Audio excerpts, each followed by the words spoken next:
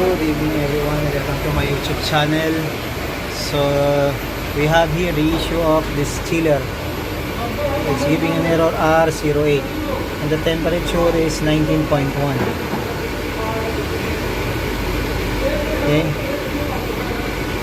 this is the return. It is 24.8 degrees. So we will going to check this unit. The control doesn't have any error.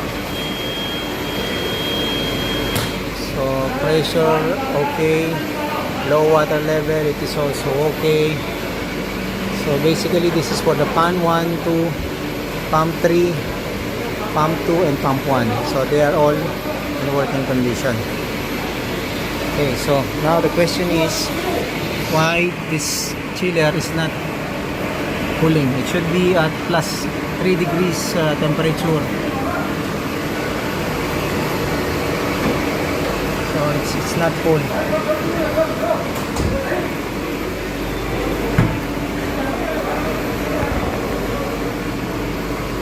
This is the chiller tank, and the compressor is here sealing the water and going to the tank, and through circulation chilled water will circulate into this aging tank.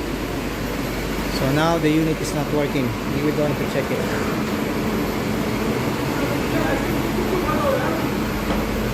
So the first thing we need to do, we're going to turn off the power, turn off the pump, and we will turn off all the switches. I will going to turn off this unit and then open the control panel.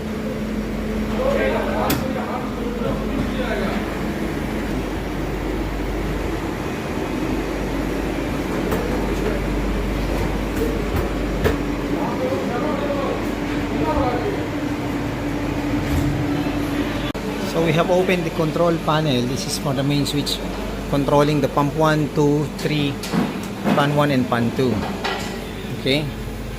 So brake all on, no trip.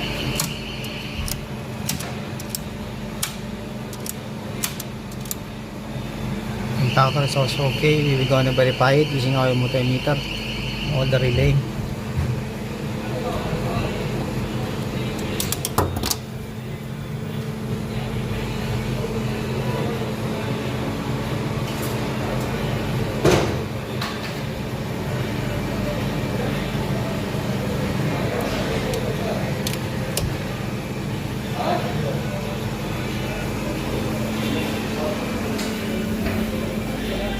So this is the cooling unit.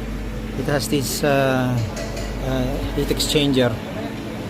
So basically this is for the compressor 1, compressor 2, and then it cools the heat exchanger. On the opposite side of the heat exchanger, the water is passing through.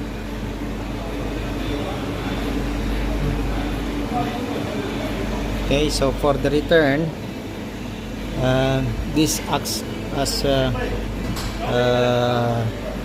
cooling for water and cooling for the hot gas. So as you see here, this is the return pipe, and this is the suction and discharge. Okay, so we're going to check and start the unit. Using this pressure gauge, we will going to check the suction and the discharge, so we can see if we have enough gas. Because the complaint of this unit, it's not the chiller is not working, it's not cooling, and it looks like there is a gas leak here. This is a gas leak. Even here you can see the traces of gas. So this is what we found. The problem is the gas is less. That's why there is an error of pressure low, meaning the gas is relatively less. So it's given error. And using a sponge with some soap,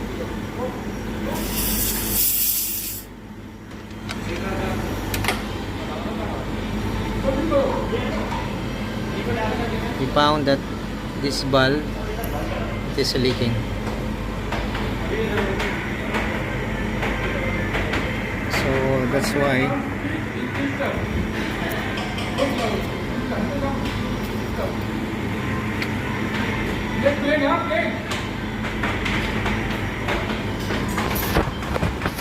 the solution now is to remove this valve and change it, because I tried to tighten it but still it is leaking.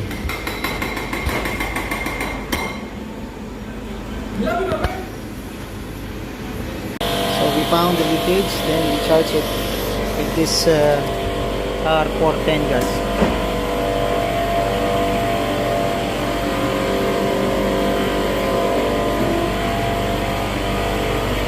Now the temperature is 12.5.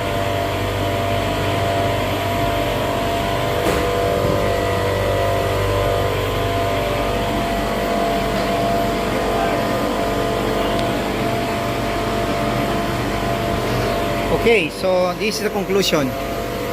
They called, they said there is a problem, it's not cooling. The chilled water is not cooling. Okay, and there is an error of E08. And we checked the unit, we found that there is a gas leakage from the suction port. Massive gas leakage. As you see here, this is a sign of leak. Okay, so there is a leakage from that. We rectify that leakage and then we charge the gas. We reset the unit. Now the unit is starting to cool down. So the temperature setting is at plus 4 degrees. Let's see if we can reach the temperature. Now it is 11.2.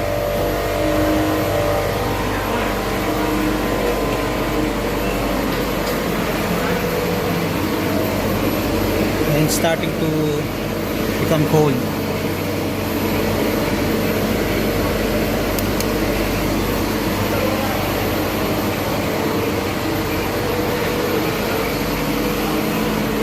This is the float ball where it refills the water when the tank level is low.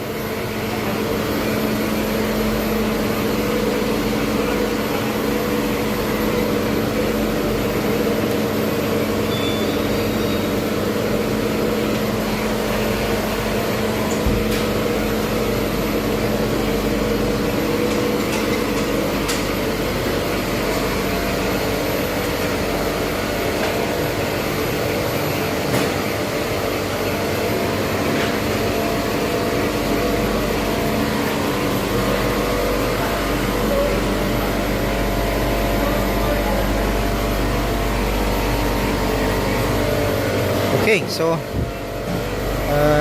I hope somehow you learn something from this video.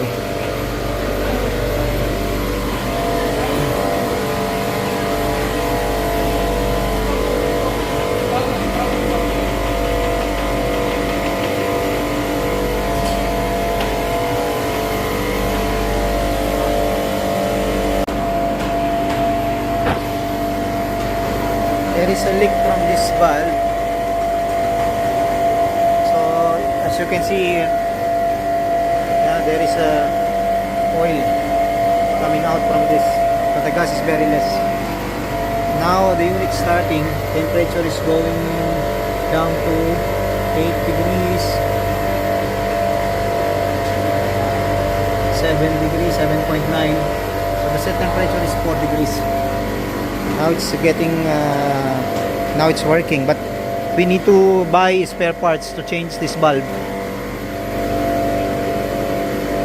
and to repair the leakage. Meantime, I just put the gas so you can use the machine. I mean, so that your mix will not spoil.